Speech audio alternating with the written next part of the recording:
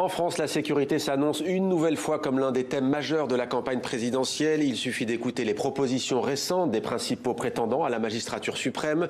Dans les débats, le regard sur la police est toujours réformiste.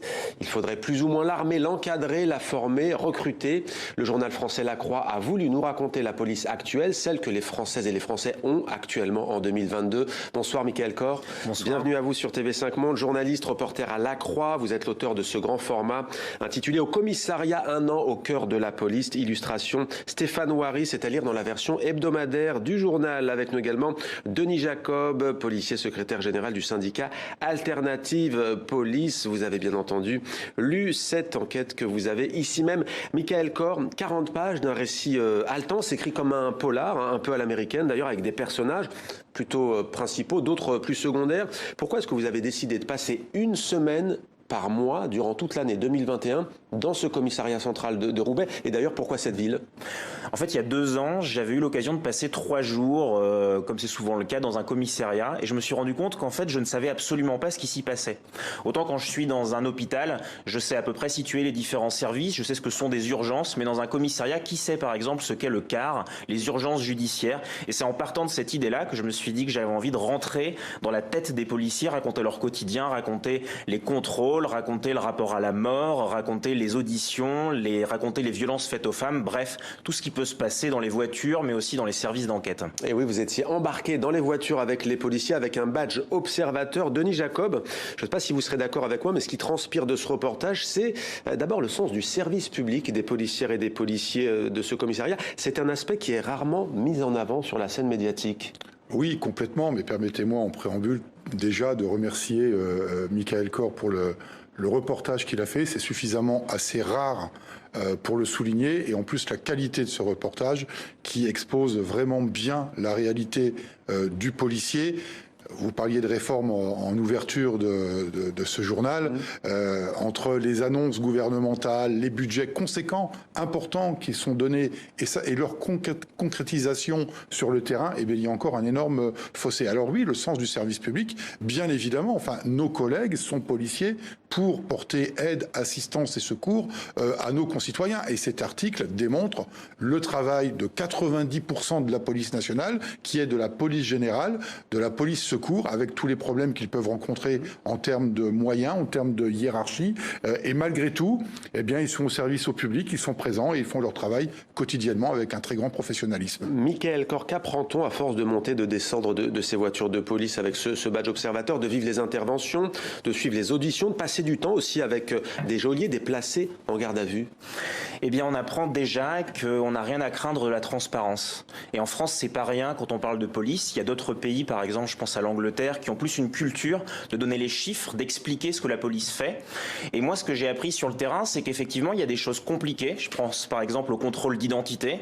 J'ai un chapitre qui s'intitule les contrôles aux faciès. Il y a aussi des situations difficiles. J'ai un chapitre qui s'intitule les ripoux. Il y a des vols dans un commissariat. Il y a une gestion des ressources humaines qui n'est pas toujours facile. Et c'est intéressant de se mettre à la place du commissaire aussi, qui doit gérer toutes ces questions-là. Mais en fait, le raconter de manière simple, raconter aussi les difficultés, par exemple la prise avec les personnes qui ont des problèmes psychiatriques et qui sont peu pris en charge parfois dans des hôpitaux psychiatriques qui manquent aussi de moyens, raconter véritablement le quotidien des policiers. En fait, c'est pas quelque chose de polémique, c'est quelque chose que l'on doit aussi aux Français. C'est un sujet éminemment d'actualité, les violences conjugales. Dans ce commissariat, il y a toute une cellule dédiée avec 12 enquêtrices. Je dis enquêtrices parce qu'elles sont majoritairement femmes. Il y a notamment Marion, une jeune de 23 ans, il me semble. Et à un moment donné, vous assistez, elle est au téléphone, l'une des enquêtrices. Non, non, madame, vous ne la retirez pas votre plainte. Non, il y a trop de boulot dessus. Ça fait des mois. Non, madame, allô, allô, putain, merde. La jeune enquêtrice, elle pète les plombs. En fait, ça synthétise cette question-là, ce qu'on peut demander à la police et ce qu'on ne peut pas lui demander. À un moment donné de notre histoire, aujourd'hui, on est très sensible à cette question des violences faites aux femmes. Donc on crée, après le confinement de 2020, cette brigade spécialisée, 12 enquêtrices. Aujourd'hui, elles travaillent sur 1200 dossiers. Ça fait 100 dossiers par tête. Quand elles arrivent le lundi matin, elles se disent, sur mes 100 dossiers, quelle est ma priorité? Qu'est-ce qu'il faut que je travaille? Et elles ont peur qu'il y ait un féminicide. Voilà. Et ce qui est intéressant quand on voit cette situation, c'est de se dire que, d'une part, c'est important et il y a effectivement des choses qui sont faites dans les commissariats et on prend en compte cette demande sociale. Mais d'autre part, la police ne pourra jamais à elle seule réparer la société. La police a besoin d'être en partenariat, il y a besoin d'éducation, il y a besoin d'en parler dans les médias et on peut pas demander à des policiers de faire ce que la société doit faire. C'est-à-dire 2100 heures supplémentaires pour les 12 policiers et policières de cette unité. Alors ça revient aussi beaucoup dans le débat. L'administratif, d'ailleurs Emmanuel Macron propose de mettre plus de policiers sur le terrain qui n'occuperaient que 37% cette place sur le terrain. Est-ce que vous diriez que les policiers croulent aujourd'hui sous cette charge administrative? Ah, non seulement ils croulent, mais ils sont complètement débordés. Et je remercie une nouvelle fois Michael Kor pour ce qu'il vient de dire, parce qu'au moins, c'est pas un syndicaliste policier qui le dit. Moi, je le dis depuis des années, mais on peut toujours estimer que je ne suis pas impartial ou objectif sur la situation, que la police nationale ne peut pas régler à elle seule tous les maux de la société. Et oui, mes collègues d'investigation, quel que soit le service d'ailleurs, on parlait du CAR tout à l'heure, mais que ce soit ce type de brigade spécialisée sur... Pardon, comment vous l'expliquez? Vous avez cité l'Angleterre, en Grande-Bretagne par exemple, il y a 3 fois plus d'administratifs qui sont chargés à ces tâches qu'en France. Pourquoi on n'a pas cette dimension-là en France? Mais parce que déjà on a un problème d'outils, on a un problème de moyens, on a un problème de réforme de la procédure pénale. Nous on prône depuis maintenant 7 ans la dématérialisation, l'oralisation de la procédure plutôt que de passer son temps derrière un ordinateur à dactylographier. On a des outils numériques aujourd'hui qui le permettent. Alors, il y a des choses qui sont mises en place. Moi, je ne nie pas tout ce que ce gouvernement, notamment, a pu développer en la matière, mais on a encore actuellement des états généraux de la justice qui sont en cours, auxquels nous ne participons pas. Et c'est ça aussi le problème en France, dans ce pays, l'absence d'échanges transversaux entre les institutions. On a eu un Beauvau de la sécurité avec la police qui travaille dans son coin, puis on a des états généraux de la justice avec les magistrats dans leur coin, mais il n'y a pas de transversalité entre les deux professionnels que sont les policiers et les magistrats, et donc il y a une fracture pour régler ces problèmes-là en commun, collectivement, et on espère que ces états généraux vont aboutir à un vrai résultat pour permettre aux policiers de faire plus de travail d'enquête sur le terrain et un peu moins de paperasse. Alors, on va avancer sur quelques anecdotes. L'une vous a frappé, c'est celle des gardes à vue et de policiers au commissariat central de Roubaix qui mettent un casque, parfois, pas toujours, mais vous l'avez vu, sur le placé en garde à vue. Racontez-nous. En fait, l'une des grandes angoisses des policiers lorsqu'ils occupent la fonction de geôlier, voilà, j'ai tout un chapitre qui parle de cette fonction-là. Donc le geôlier, c'est celui qui est dans ce bocal souvent un peu panoptique au milieu des cellules et qui garde en fait les interpellés, les gardés à vue, ceux qui sont aussi interpellés pour ivresse publique manifeste, etc. Et en fait, quand il y a des personnes trop agitées ou quand il y a des personnes suicidaires qui peuvent avoir tendance à se blesser, à se frapper la tête contre les murs ou pour être déférés à l'hôpital, eh bien parfois il leur est mis un casque de moto sur la tête, ce qui est évidemment illégal, ce qui est attentatoire aux droits humains, mais ce qui montre aussi à quel point les policiers sont laissés seuls face à des situations. Là, on parle évidemment de personnes avec des problèmes psychiatriques, mais on pourrait aussi parler de la délinquance des mineurs isolés. Comme je l'écris à un moment donné de cette enquête, parfois les rues de Roubaix ressemblent à un livre de Charles Dickens. Un livre de Charles Dickens. Là, ce qu'on nous demande, c'est de faire du contrôle aux faciès. Ce genre de collègues, faut les dégager. Vous n'éludez pas les questions aussi sensibles.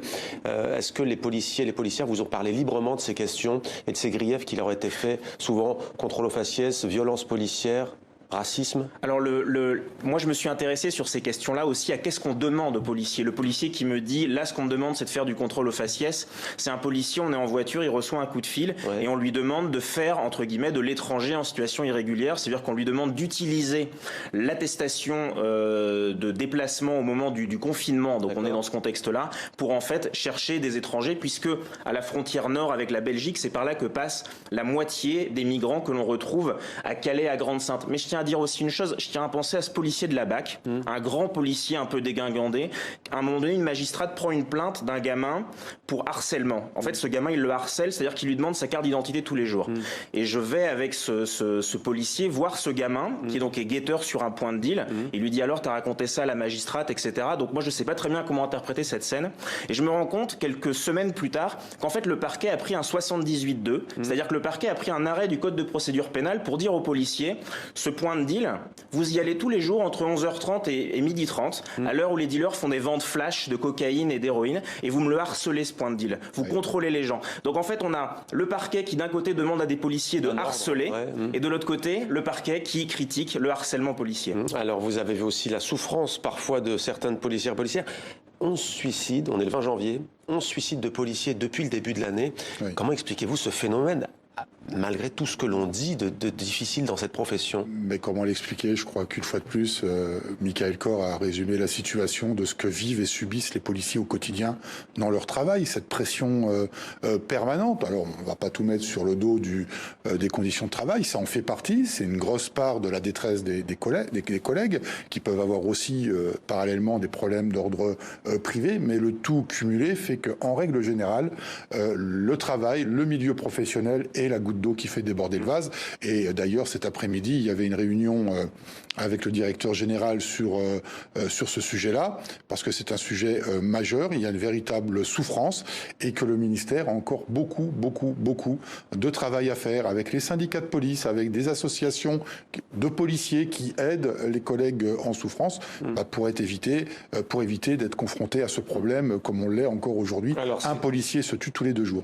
C'est quand même pénible quand on n'est pas là, on se fait engueuler, et quand on est là, c'est pareil, on se fait engueuler, c'est jamais bien ce qu'on fait. C'est un policier qui dit ça après qu'un jeune a fait tomber volontairement sa drogue, il est rentré dans une école, il a déclenché le signal d'alarme, c'était la pagaille, et ce policier dit, les profs, d'accord, ils portent pas plainte, mais au moins la directrice.